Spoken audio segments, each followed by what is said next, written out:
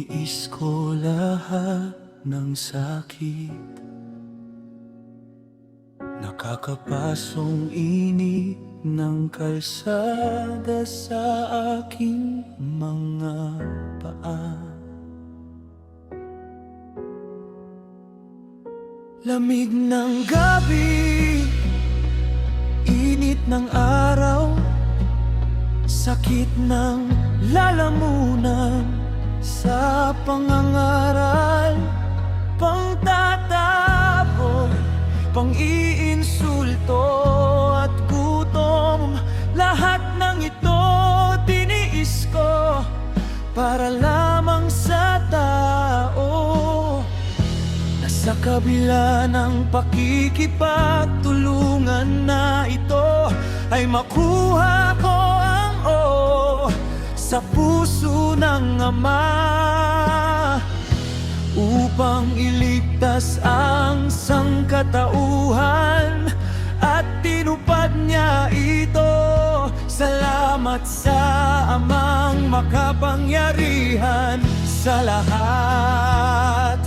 Ginawa niya akong unang bunga ng sangkatauhan.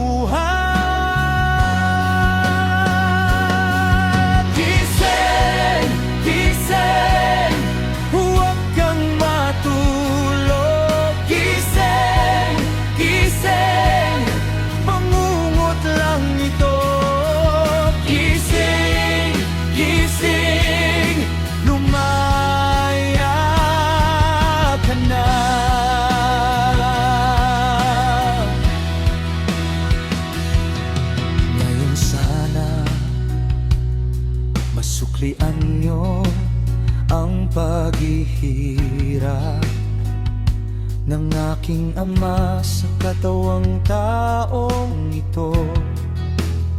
Hindi lamang ako ang nagdusa sa katawang taong ito,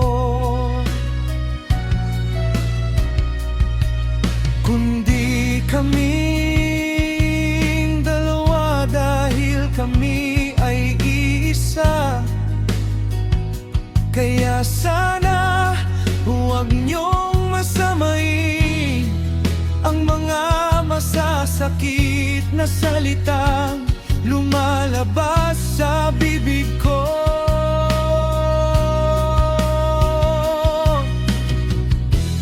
Dahil ang layunin nito ay gisingin kayo sa mahimbing na pagkakatulog. Ang mundong ito ay isa lamang malaking bangungot sa sangkatauhan. Kaya gising, gising, hindi nyo ba nakikita?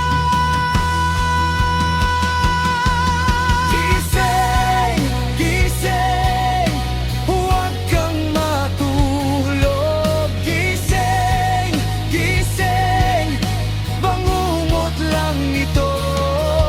Gising, gising, lumaya ka na.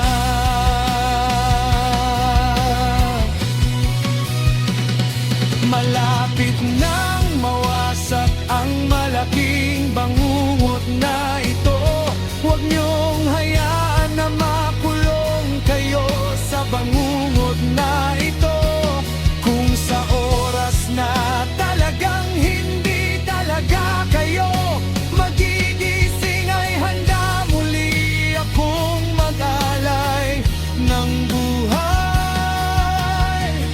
Alang-alang sa isang pangako ko na hindi ko yata matutupad sa isang mahalaga sa akin. Dahil gusto ko pang tubusin ang kaniyang kasalanan, kaysa kapwa niya magkasala sa Ama. Handa akong pagbayaran ang kaniyang kasalanan bilang ganti sa pagpulabog ko sa kanyang buhay. Kahit na ang pagkikita namin at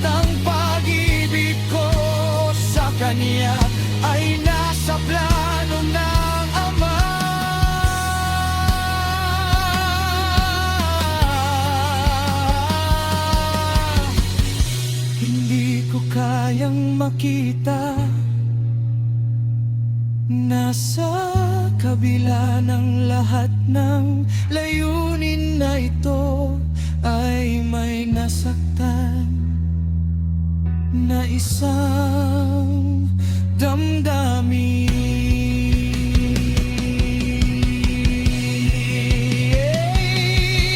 Gising, gising, huwag kang matulog. Gising, gising, bangungot lang ito. Gising, gising, lumaya ka na.